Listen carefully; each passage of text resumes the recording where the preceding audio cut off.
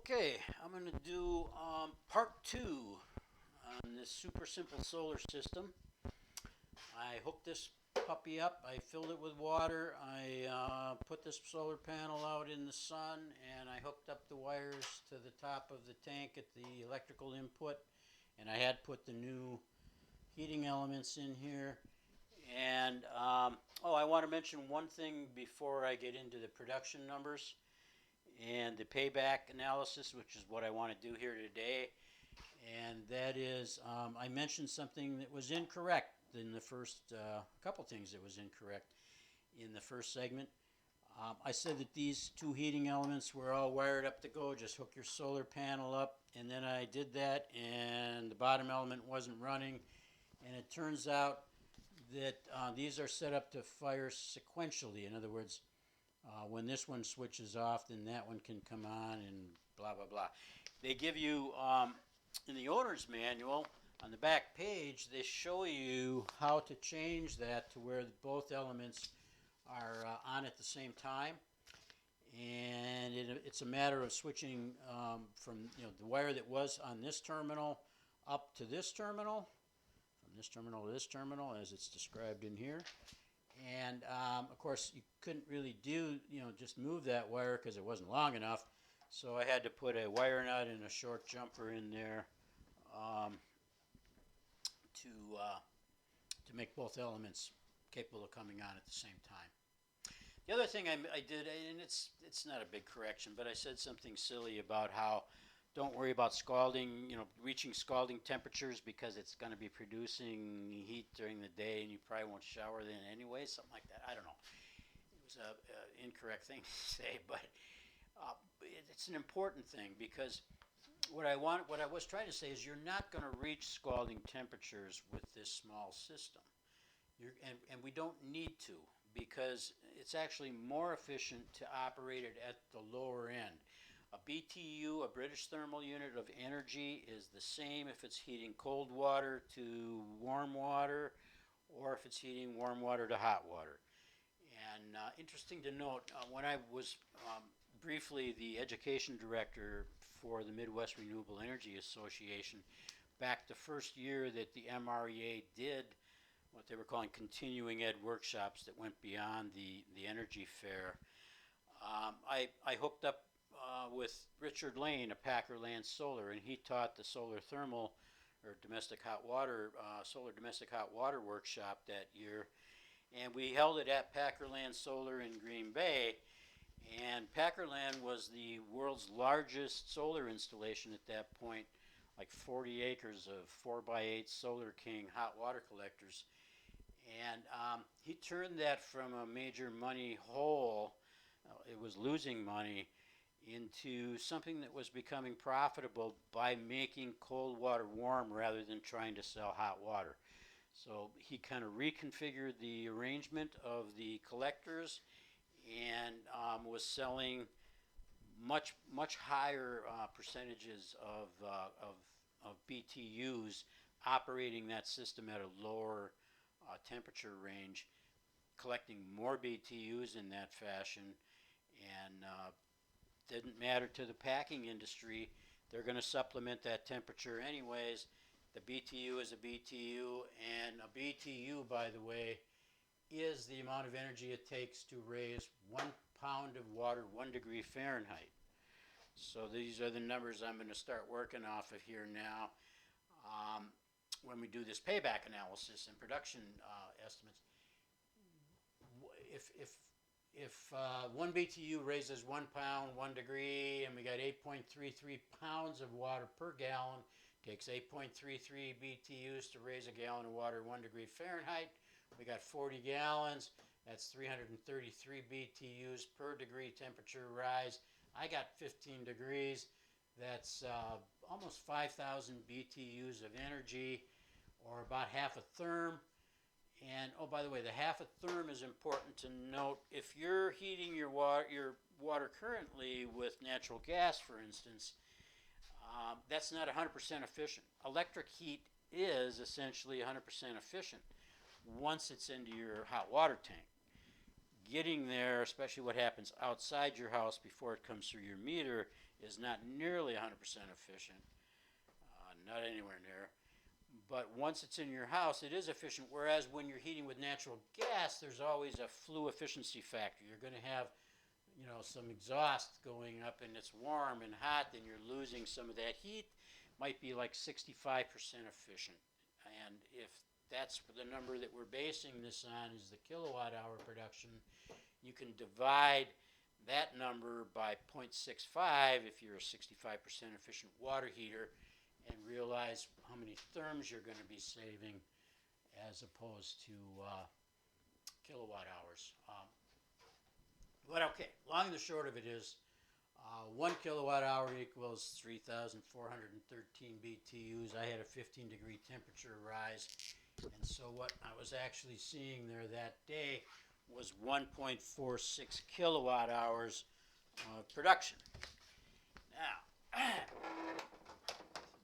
take that a little bit further and get into some payback analysis. Here in Wisconsin, we get about 4.4 average sun hours a day. And that's kind of a confusing number. I'm not going to spend too much time on it, but a good bright sunlight at sea level, atmospheric density of 1.5, blah, blah, blah. In other words, a good sunny day when the sun is shining at full brightness, if you want to figure that, we're getting about 1,000 watts per square meter of intensity. And people are kind of confused by this. This is the average annual. You're going to get a little better than 6 hours in Wisconsin during the summer, and maybe something under 2 hours or around 2 hours during the winter, 4.4 on average. And that's what that's averaging for is like all those cloudy days when there is no sun, overcast days when maybe you're only seeing 500 watts per square meter of solar intensity for 8.8 hours a day.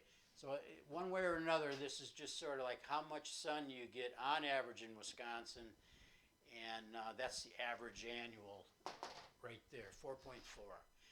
And so if I do the math on that with this system and with the production that I got, and I factor for the fact that that was an above average solar day, we actually are seeing about 1.1 kilowatt hours a day out of this system. And if we do some super simple payback analysis, 1.1 kilowatt hours a day times, right now in Wisconsin, I think on average we're charged about 12 and a half cents a kilowatt hour.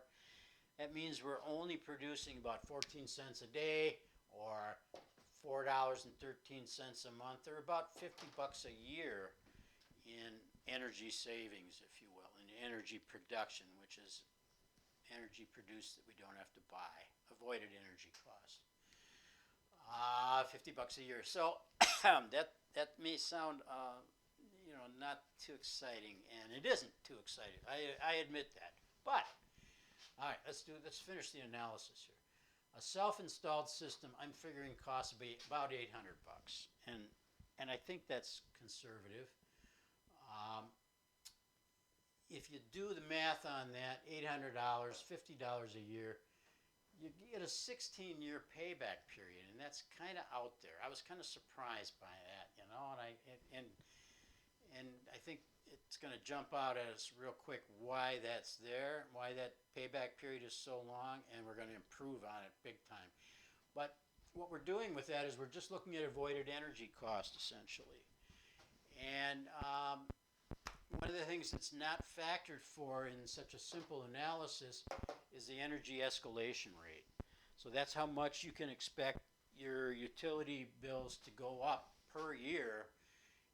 And boy, when I was I was working under contract to review site assessments for Focus on Energy that were done for PV systems, kind of statewide if they were being co-funded by Focus on Energy. I had site assessors that would use 5% per year energy escalation rate, because at that time it really looked like the cost of electricity was going to continue to escalate pretty rapidly. It hasn't been going up that high, and that's largely, I think, because there's a tendency for the utilities to raise their customer service charge while keeping their rates low.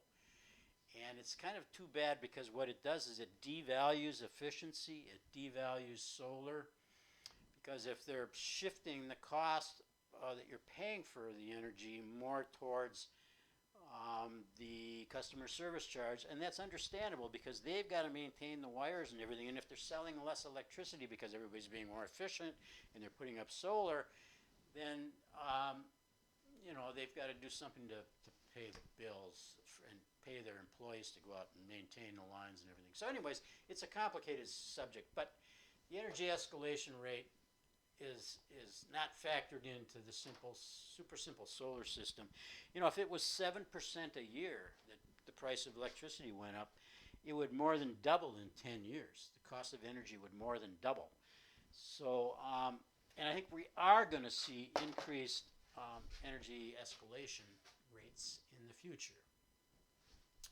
The other thing we're not factoring in with this big 16-year payback is tax incentives, and they're 30% on a solar system for 2019 yet, and will be going down 4% this year, next year, and the following year.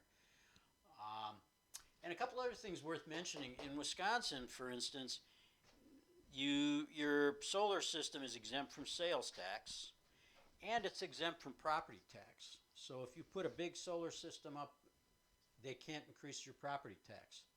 They can't come along with the pencil and go, oh, you got a bunch of PV modules now installed on your house. No, that's exempt from property tax in the state of Wisconsin. And of course, we talked about the value-added benefits of this system, and that it's going to warm the water, which is going to have you realizing faster recovery rates and slower loss of temperature. In other words, when in the morning when somebody's taking that second shower, they're not going to be running out of water quite as fast because you're not having to raise the temperature as much, and it's going to get raised faster recovery rate because you're not having to raise it as high. So that's a couple of the value-added benefits, including the improved performance of the existing system, and what we're going to talk about in greater detail in the next workshop, I think, is backing up something in the house. The problem with this type of system, with any kind of a backup system where you're backing up something like a freezer in the house or something like that, is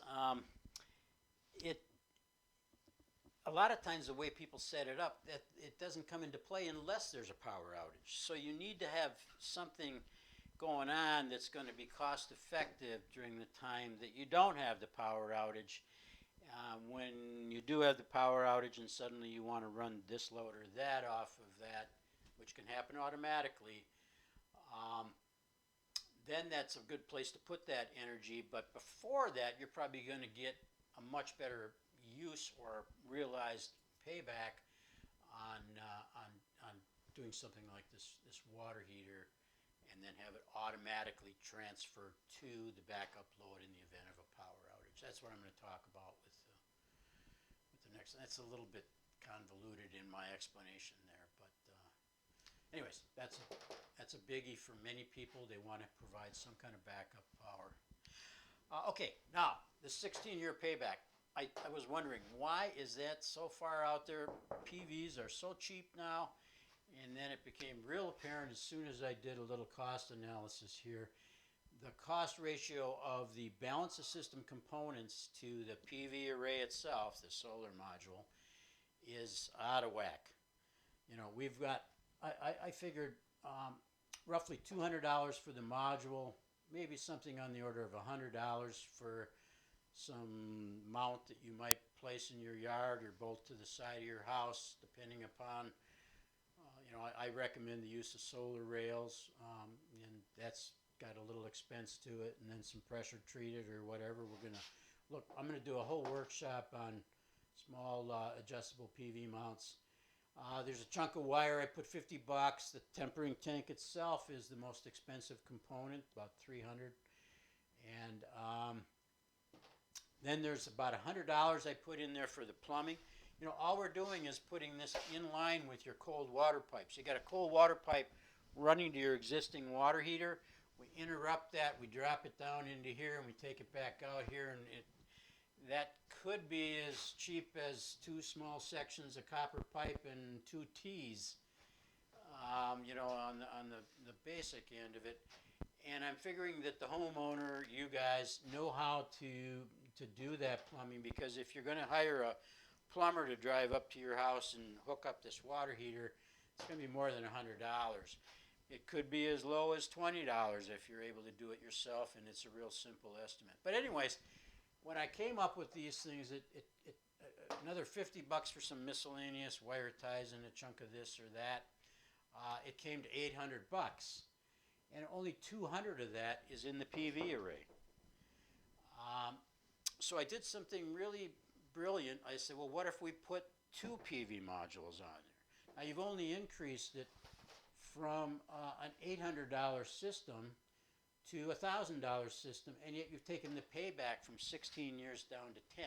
You've doubled, you know, for $200 on an $800 system for another $200, you've doubled the output. You go from 1.1 to 2.2 kilowatt hours a day. You can add a third module in series, and we can talk about that, but you're into some different wiring and some other components. I think, well, we can talk about that when we get into talking about backup. But the interesting thing to note about going to just a two module system is, remember how we had to buy, albeit them very inexpensive, 2 heating elements to match them to the single module, and we removed the heating elements that were in the water heater and replaced them with 120 volt 2000 watt elements. The 4500 watt 240 volt elements happen to be the right resistance for a 2 module system with the elements wired in parallel. So you add another module to here, to the array. That's what this one is over here. That's the added module. And now we have a 2 module system. You don't have to buy any other heating elements. The ones that come with it are all set to go. You just jumper this wire, and the 2 modules, by the way, plug together. You got the same run of wire coming back, and you can take it much further because we doubled the voltage of the system. Now, when I originally set this up, I said, well, you could probably go 50 feet of one-way distance. In other words, 100 feet of conductor, and realize not too much of a voltage drop or loss of efficiency. Actually, it was about 3%. But when you double the voltage, you get 4 times the amount of power on the same amount of wire. So not only can you get a little more efficient in that 50-foot run, down below 2% now, you can get out there further. And 50 feet isn't that far when you're snaking some wires through the basement or something and out to the outside of your house where you can get it in the sun. So the 2 module system really makes sense, drops that down to 10 years without any tax incentives, no escalation rate of the avoided energy cost, and we're going to get more improved performance, and we're not going to get beyond this guy here in terms of overheating the tank and not realizing the full solar potential of the day.